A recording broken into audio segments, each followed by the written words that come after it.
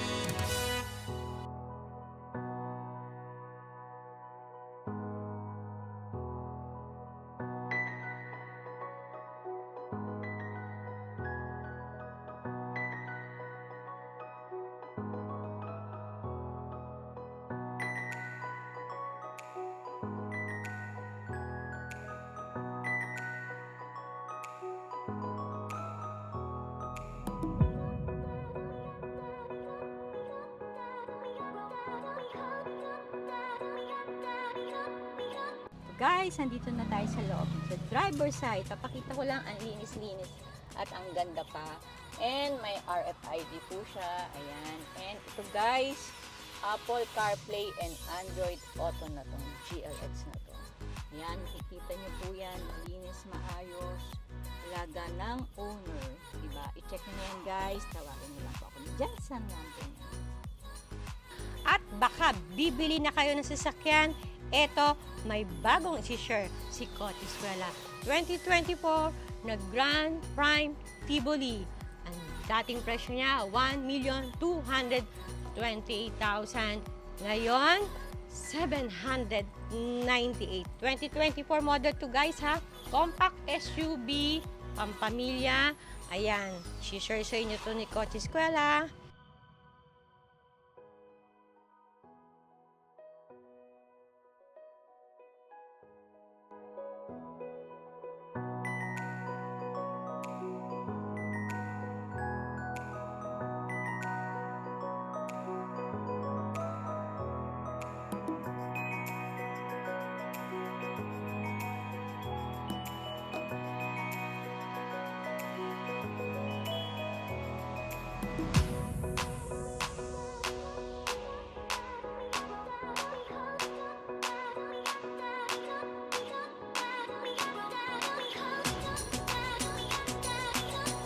guys, mapapaisip ka kung magbabrand new ka or second hand. Kasi ang presyo niya, 798,000 from 1,228,000. 2024 model, compact SUV, 5-seater ang warranty. Kaya tawagan niyo na si Kotse Eskwela para makita na siyang unit na to. Gawa saan? Okay? Gawa to sa Korea guys ha. Korea to. Korean brand.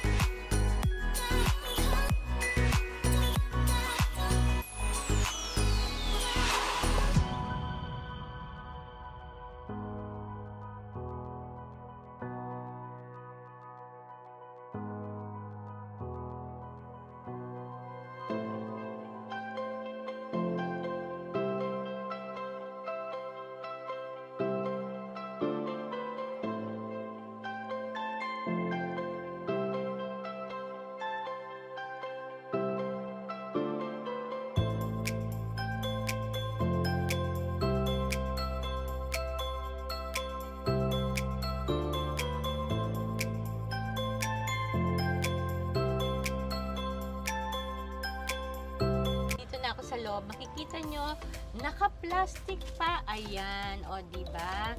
Gagamitin yung pang negosyo, pero bagong-bagong tignan. Syempre, dahil naka-plastic pa, 1,930 plus lang yung tinakbo niya. Ayan, and makikita nyo yung tools niya, naka-plastic pa. Ayan, makikita nyo guys.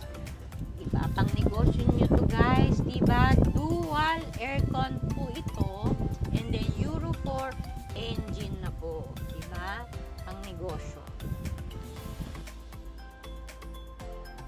Guys, ayan yung mga owner's manual niya, warranty booklet, and napalitan na yung battery. Bago na siya guys, dahil hindi nagagamit, syempre, bago na yan.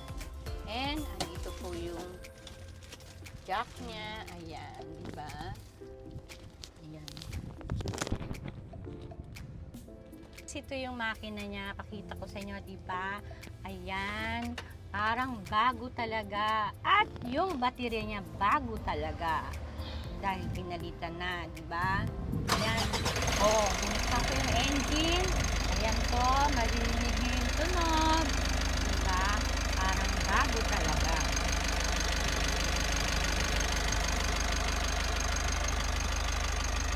Silipin natin yung loob dahil papakita ko sa inyo, sariwang-sariwa siya guys. Ayan, upuan natin dahil naka-plastic pa siya guys.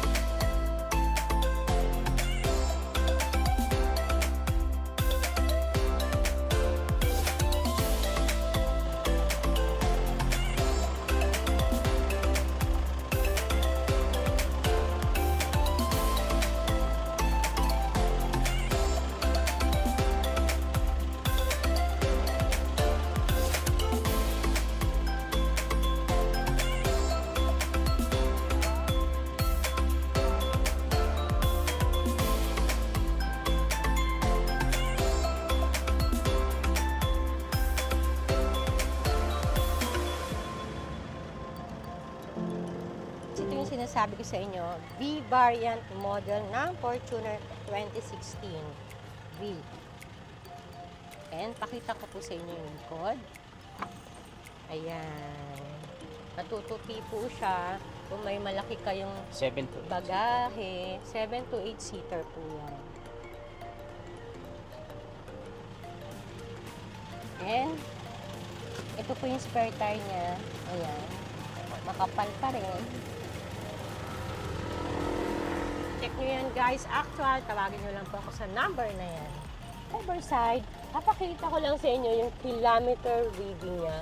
Ayan, 107,397 kilometers na po. Diba? Ayan po yung tinakbo. And, tignan nyo ulit yung upuan ko, naka-leather seats talaga siya. Dahil B model itong variant na to. And, may turbo Timer. na po yan na dadagdag dito sa pag. Andito ako sa likod. Mapapansin nyo, maayos, malinis. Siyempre, ulitin ko, alaga ng owner. Makikita nyo may takip na naka-leather seats. Di ba nakakatuwa? And itong hawak ko, yung warranty booklet. Siyempre, hindi na siya warranty. Pero may mga record siya dito ng mga change oil. Ayan, ikita nyo po yan dito sa may likuran. Ayan, nandito. Yung pinakahuli niya is, yan, 100.